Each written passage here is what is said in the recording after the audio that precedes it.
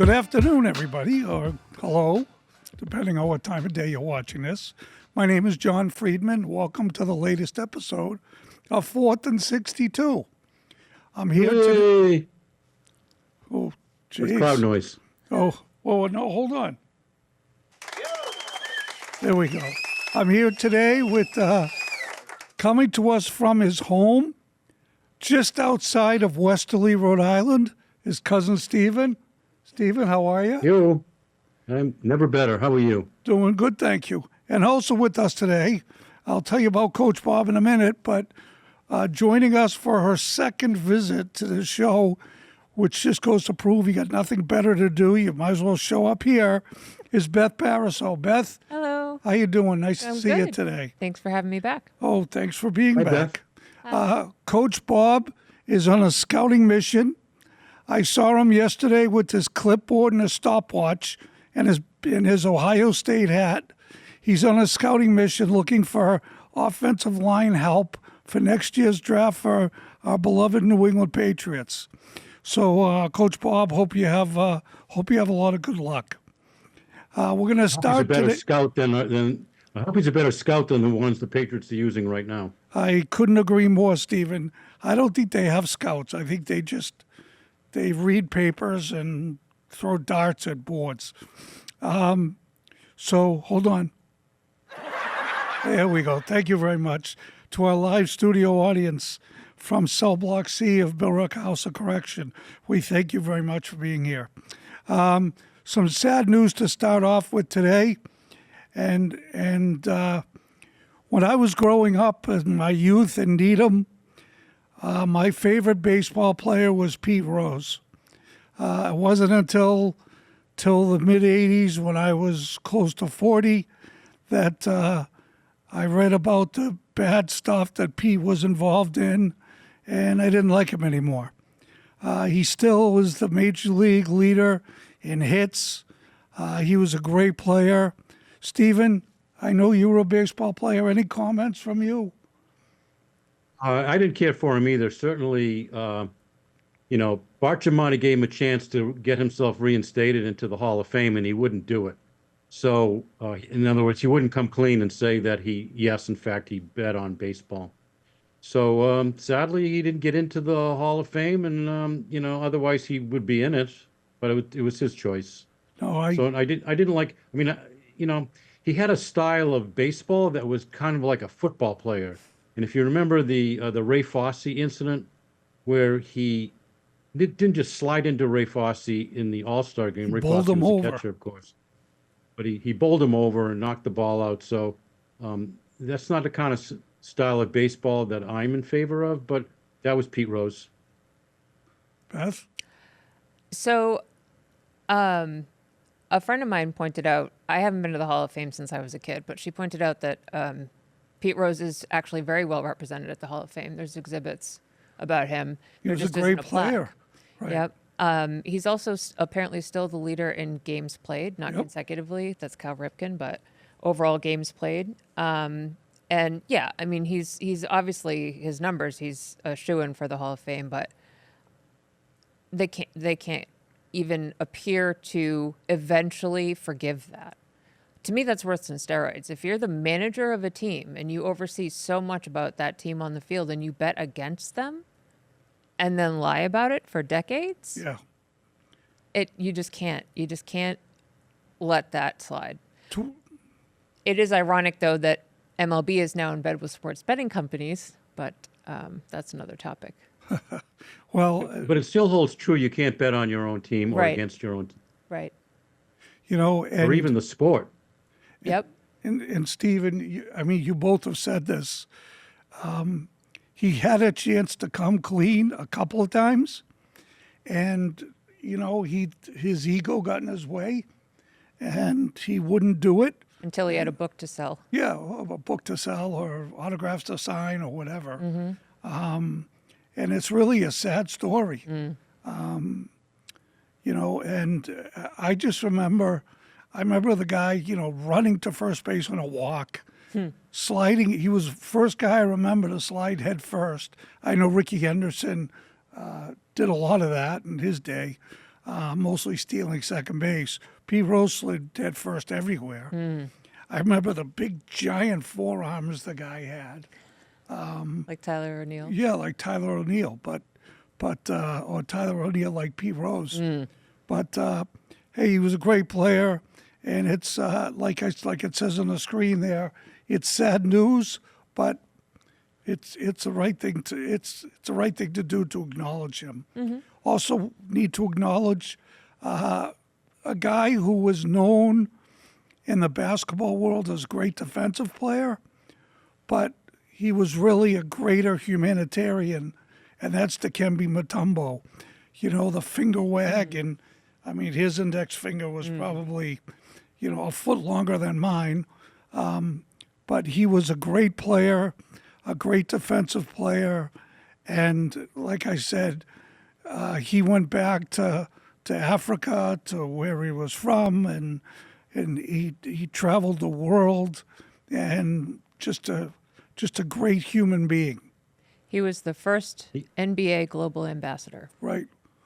He built a hospital in his hometown in Africa, in Kinshasa. in Kinshasa. Yeah, yeah. No, I read up a little bit about him, and he was incredibly philanthropic and just not only a wonderful guy. So yeah, sad news of his passing. He was Yeah. only 58. I know he was young guy. So we'll start on that downer. Hold on a second. Okay, we'll start on that downer and we'll go up from there. Oh, Up to the that means you're not talking about the Patriots. Oh, that's next on our docket, brother. So I have on my notes Dennis Green. I mean, not to be really cynical, but are they alive? We're not sure. We don't know. The first thing on my note, and it's the first tile that you see on the screen in front of you, is the Dennis Green quote. And the late, great Dennis Green, was the coach of the Vikings, famously at a press conference when he was coach of the Vikings, talking about the Chicago Bears, said they are who we thought they were. crown him. Right? He's would you say crown him? Crown him. Crown him. Yep. Okay. Yep. He was. The Patriots are exactly who we thought they were going to be. They're horrible. They're horrible. They're worse than they were years ago, before Grogan, which I don't know if that made the cut or not. I don't think it did, which is fine. The offense is offensive. Beth, you got anything you want to add to that? I got plenty I want to add to that. Okay. Here's how bad they are. Uh-oh. I got receipts. She got receipts. So the one Even she has receipts. bright Ooh. spot has been the run game. All my receipts are digital. So as of Monday, so it doesn't take into account the Monday night games, they were ranked 11th in rush yards and 12th in rush yards per game, which is not at the bottom of the barrel. But Ramondre Stevenson, who's their biggest offensive weapon, he was 13th in yards rushing, but he leads the league in fumbles and turnovers on fumbles, with 4 fumbles in 4 games and 2 of them turnovers, respectively. Overall, the Pats are 27th in fumble giveaways. They have a 0 turnover differential, along with Miami. And so they're better in that category than Tennessee. But so in overall yards per game, they're dead last. This is according to ESPN. Second to last in total yards. Third to last in points. Last in passing yards. Second to last in points per game. And the offensive line is its own whole category of terrible. They've had 4 left tackles in 4 games. Against San Francisco, this was a fun fact that I think it was in a Ben Volen article this week. They allowed a league-high 21 pressures and a 53.8% pressure rate. And in the first 3 games, that had been 48.5%. So the injuries are showing themselves, I think. But for perspective, the league-leading Detroit Lions defense last year had about like a 20-something% pressure rate. So they're freaking terrible. Against the Jets, Brissett was sacked 5 times, hit 12 times, May twice. They gained 40 yards on 8 plays in the first half. Steven.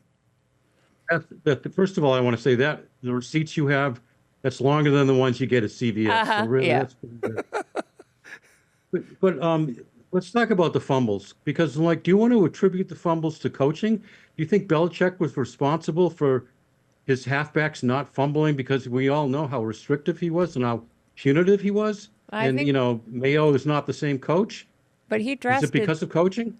he drafted Stevenson, and Stevenson has had this problem before. Yeah.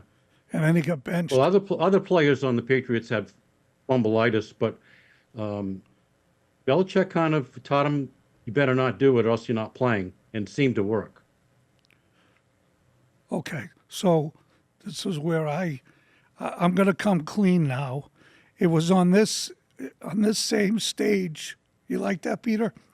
On this same stage a couple of years ago, a couple of months ago, seems like years, where Beth made a prediction of 6 or 7 Patriot wins. And I made the ridiculous, stupid, ignoramus comment that Beth was smoking crack. Okay, so I apologize for that. I am sorry. Beth, instead of accepting my apology, would you mind? You said to me you wanted to amend your prediction. I do, yes. Okay. And for the record, I am naturally vacuous without the need of chemical substances. That's good to know. So Lucky you. And, you know, in my defense, this was before the season started and nobody knew nothing. And for the first 2 weeks, I thought, maybe I'll get away with it. Yeah. So having seen them play 4 games and obviously looked up all the stats, done my homework, I noticed in looking at those stats that Miami and Tennessee were down there in the basement with them in a lot of categories. In fact, were worse than them. Tennessee was the absolute worst in as many, if not more, categories than New England. And they just put a beating on Miami on Monday. Yep. Miami without Tua. I mean, so in the next few weeks, you don't know long term how injuries will add up for other teams and whatnot, who we might actually bring in. We'll see. But at least in the next, 4 weeks or so, they're going to be playing both Tennessee and Miami. I'm not going to go with Cousin Steven in saying 1 win. I think they will win again, maybe more than once, because they have 2 shots at Miami, and they're going to play Tennessee. They're also going to play Jacksonville in the coming weeks, which was ranked dead last in the Athletics Power Rankings list this week. All of those are winnable games if they win. So there's 4 there. If they win half of them, then they'll have 3 wins. So 3 or 4 is my revised prediction. Best case 5, but I do regret 6 or 7. So 4. You want to go with 4? Yeah. Okay. So Steven said 1. I said 3. Beth amended. Thank you, Beth. To 4. Mm-hmm. And Coach Bob, who's not here, again, he's on a scouting trip. He said 5. So he was the one who must have a pipe in his pocket. So John, I got to say you're too nice, because I think in the prediction conventions, you get to predict once at the beginning of the season. You don't get to adjust it. I'm pretty sure I'm going to tell you how many wins the Patriots get at the end of the year. I think I'm going to get that number right. So the whole thing is you got to predict at the beginning of the year. You say something stupid that you live to regret, and that's it. Okay. It was stupid and I regret it. well, Steven, We can leave it at that. I don't think it's a fact that I was too nice. I think it's a fact that I needed to apologize for that ridiculous comment. Well, and then Beth, yes. I told Beth what I was going to do, and she said, well, I'm going to amend my prediction. And you know what? She's a part-time host here, and I gave her the benefit of the doubt. And if you don't like it, tough crap. So it's a prediction. Okay. All right. Here we go. So here I'm going to say I'm going to wrap this whole Patriots thing up into 2 words. They suck. Yes. Period. They suck. They're horrible. People are complaining about, here I go off again. People are complaining about why the Patriots don't throw downfield. Brissett doesn't have time to throw a 5-yard pass. That's one thing I'm disappointed about is like they drafted some wide receivers early in the, early rounds of the draft. Yep. And we really haven't seen anything from these guys, but you don't know, is it because of the offensive line? Probably. Is it because of Brissett? I don't know. They're But pretty bad in a I'd lot like of to see- categories, but the offensive line They're is bad. the absolute worst. Terrible. It's terrible. Worst. And Brissett, God bless him, he gets up every time, but he gets, you said earlier, how many, 5 sacks last week. How many times was he hit? 12. He was hit 12 times. That's, Brady wasn't hit 12 times in his career, I mean, if you're asking me right now, Brissett's the MVP of the team. I mean, he's not taking one for the team. He's taking all for the team. Takes tons of balls. Are you going Sunday, Stephen? Yeah, we're going. You going? Yeah. Yeah. God bless Squish you, the man. fish. They could win. Squish, They That's could one of win. the ones they could squish win. the fish. Yeah. Right. That was from Mark Duper, wasn't it? Wasn't that back from Mark I Duper? don't know. I don't know where it originated, but you have to say it every time you play the Miami Dolphins. Squish the fish. So actually we didn't mention in sad notes Mercury Morris passed away. So he was Larry Zonka went inside and Mercury Morris went around the end, and boy, they were good. But anyway, a couple other things on the Patriots here. It's the last thing on your screen, which is it's pretty obvious right now, and the media's all over it, which typical media. Van Pelt versus Mayo. What do you say? A lack of continuity there. Hey, does this show make us like part of the media? Yeah, but not that Or are we part. still fans? Not that part. We're fans first. Okay. We're not that part of the media. So All right. We're not professional media. no, I don't That's for think sure. so. I don't think so. I haven't got paid yet. Have you, No. Beth? Not Did you for get anything for coming out of the bullpen? I did not. Okay. All right. Well, don't rush to the mailbox. Okay. Okay. So, there seems to be a rift. If it was up to Van Pelt, he would leave Drake May on the bench for the whole season, and it was up to Gerard Mayo. If you read between the tea leaves, he'd play Drake May next week against the Dolphins, or this week. How do people know that? I looked around for this because I hadn't heard about it at all, and I don't know what it's based on. It's because the Boston media dissects Oh yeah, every word Sure. that these guys say. yeah. I kicked my pack-a-day WEI habit back in 2004, so I don't keep up with that side of things. Well, as I think I said to you last night on the phone, I stopped listening to EEI when the Sports Hub came around. And I stopped listening to the Sports Hub religiously probably 3-4 years ago when everything was an argument. You could say the word hubcap, and they'd start yelling at each other about a hubcap. Like, who cares? Yeah. And Did that's you guys why, watch or listen? Did you listen to Mike and the Mad Dog when they were on in New York? Because here in Connecticut, we got that. Those guys argued, but they were great. They really were. So I'm not. Yeah, I get your point totally, John. That you don't want to tune into a sports talk show and all they're doing is yelling at each other. Well, Stephen, I think Mike and the Mad Dog, maybe they argued with each other, but they each had a point. You They had a lose point, the yeah. point when you listen to Felger and Maz. You just lose it. It's gone. It like vanishes into thin air. I'm dating myself with this, but I still remember that Maz defended Grady Little. in 2003.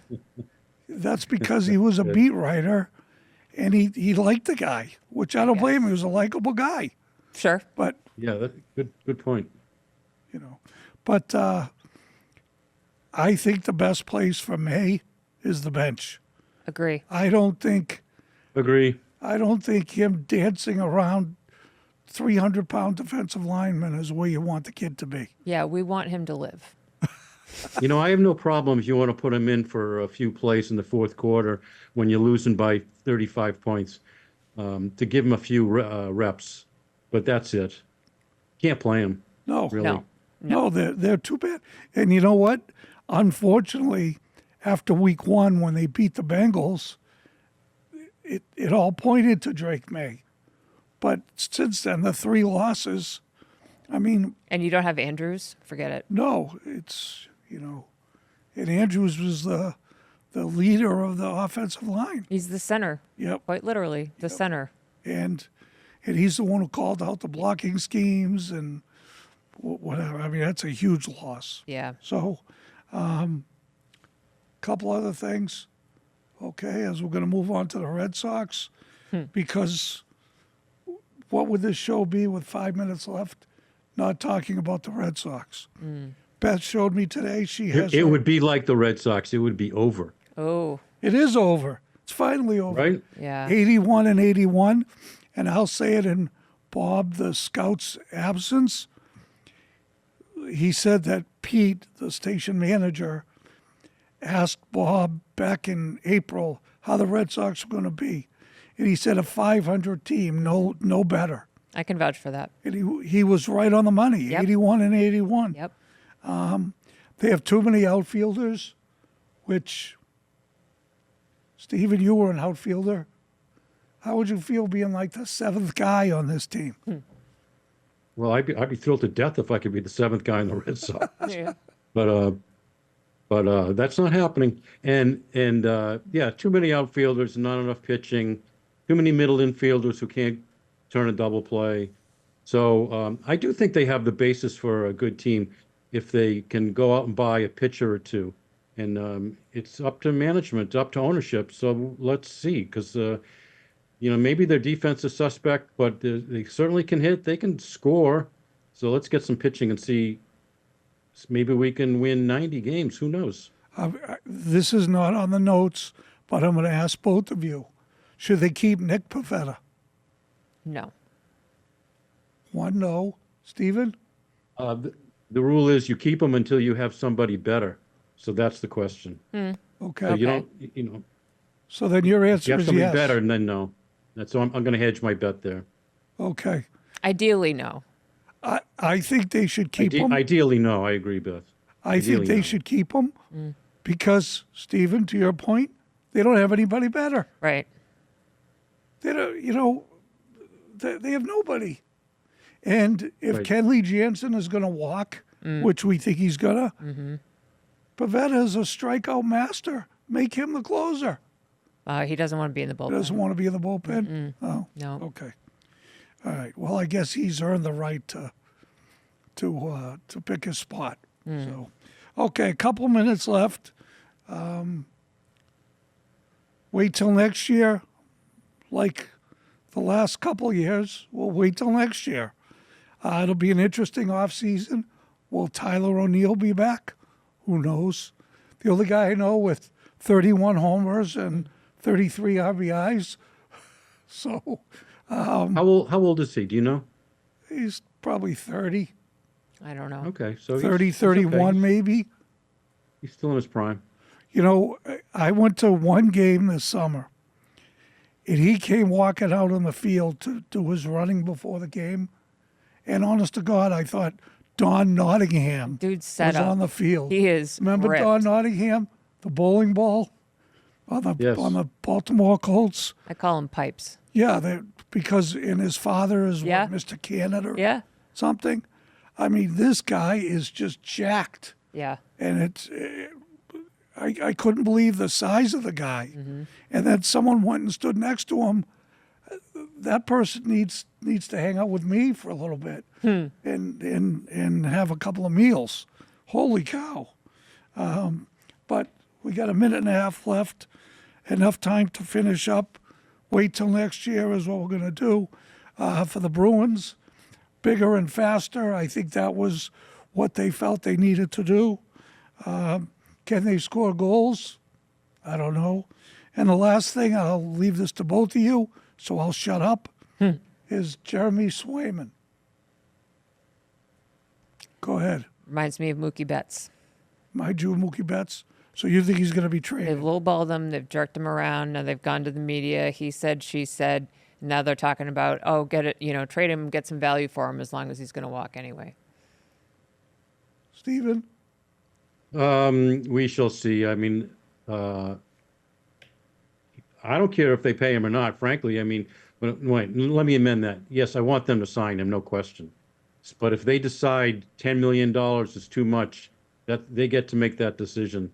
And hopefully they will get something else for him, like, an all-star center, that kind of guy. But yeah, Bruins need Swayman. They always got to do the Obviously. spin. Whatever the team is, just like when Terry Francona left, these players leave, they always have to tar and feather them on the way. Yep, absolutely. Yep. So we'll leave the Celtics for another visit, which will be in a couple of weeks. Please make sure you send your emails to 4thand62@gmail.com. For Beth Pariseau, thank you very much, and Steven Shapiro, coming to us from near Westerly, Rhode Island. We thank you very much, and we'll see you next time. Have a great day.